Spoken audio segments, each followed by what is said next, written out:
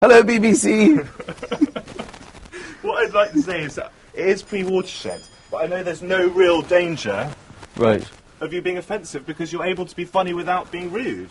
Well, some people have been offended. Some people have. are offended by the fact that I'm inoffensive. It really is 5 minutes, 5 minutes, Michael. all right. Yes, do or die. Well, all right, we'll do. Yeah. Is that an option? Why are you threatening me? We haven't even started. I've got a do or die. You've got a Who do or picked die. I didn't pick die, I just gave you the option. All right, do. This is a do. I accept. It's a do situation. Well, have you started the clock? No, not yet, because you haven't got a voice. I just want to make sure everyone knows. Oh, yeah, I've worked so hard I've got no voice. You've worked so hard you've got no voice. Yeah. And also, it's the middle of the day, which makes it very, very difficult to be funny, Yeah. I think. What, to be funny in the middle of the day? Yes. Well, No? I'm funny at 8 o'clock every night. No, I'm seriously, because I've done so many gigs now. I've done like 100 gigs this year, and I'm funny every night at 8 o'clock. And there was latecomers in Glasgow. There was 20 minutes late, and I the last 20 minutes of the show, I was extremely boring. I had a shower. Here we 5. go. What? Yeah, When do I look, start? watch the clock start. No, 3, stop. 2... 5, 4, 1.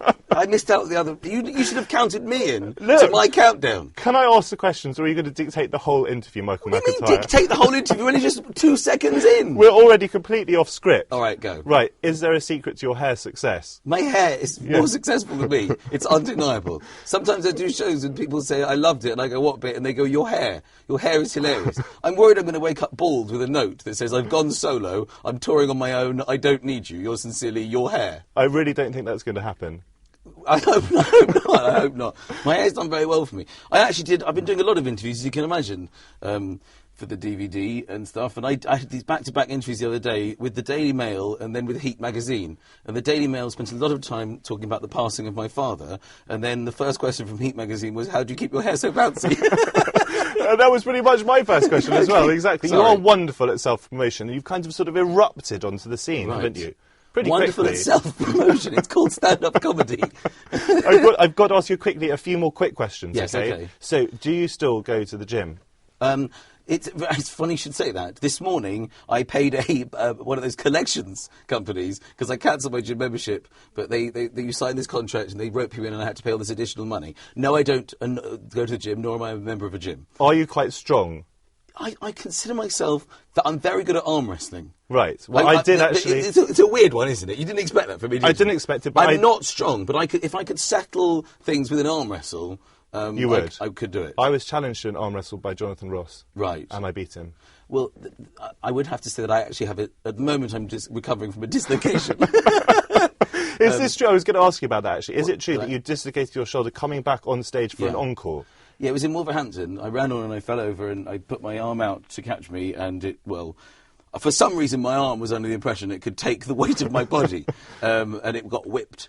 So yes, I'm in sort of physiotherapy to regain movement in my arm, which has been quite amusing because they've given me exercises to do. One of them is this: I have to do 5 like that, then I turn and do 5 like that, which has led to some quite awkward moments because I keep sort of beckoning people towards me because they said do it whenever you remember. I actually got a woman to park the other day, completely unbeknownst to me. I have to say, looking at your arm from where I'm sitting, it is looking quite impressive. Yeah, could you stop flirting with me and get on with the Right, next interview? question. This is quite a flirtatious question, actually. Right. Are you as cuddly as you look?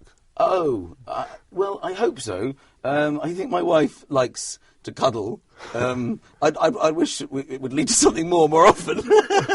There's a lot of cuddling. I don't know. I've never cuddled myself. I would ask you, actually, Michael, Yes. where you get the inspiration for your gigs and for your gags. But I know, really, because it's from real life, isn't it? Yeah, I just wait for funny things to happen and then I remember them and then I tell them to the audience and then if they laugh, I do it again. And if they don't...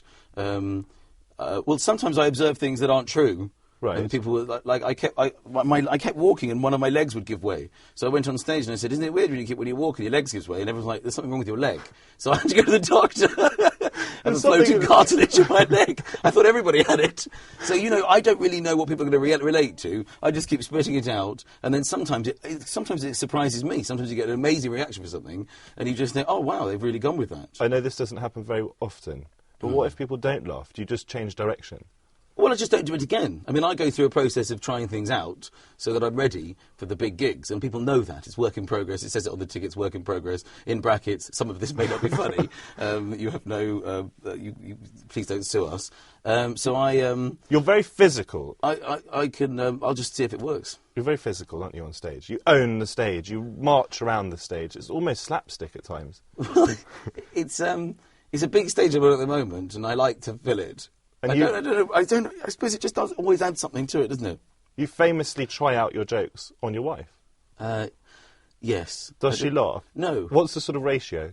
Oh, very bad. It's a real confidence killer. No, she will. She will. If she does laugh, it's brilliant. I mean, if she laughs at a joke, then I'm set for life on that joke. But normally she'll either go, "Oh, I don't quite. I'm not sure," or she'll just sort of stare at me, or she'll tell me things I haven't done, like the dishwasher, or take the rubbish out, or something like that. And I'll go, what about the joke? And she'll go, I don't really have time for that. So and then you just lose confidence in it entirely. The best place to try a joke out is in front of a big audience.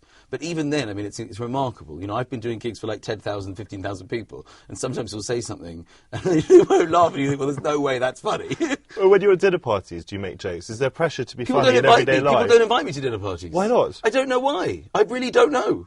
I would invite you to a dinner party. Do you want to come? Let's make a date. Yes. Let's diarise. Oh, what a great way to end the 5 minutes. We can diarise later, but I have to say, it was. You know what's happening here is that because you're quite posh, you make me more posh. I'm one of those people that I adapt to my surroundings. I'm bringing out the poshness. When I'm in an Italian restaurant, I tend to have a little bit of an Italian twang. I would like a spaghetti bolognese, maybe some pasta. But with you, you're elevating my poshness. I actually used the word diarise. I don't think there's a really good word. It's the most complex word that has been used since Jonathan Miller did 5 minutes. Right. Can we shake hands, please? Yes, it'd be a pleasure. Okay, very nice to see you. Thank you very much.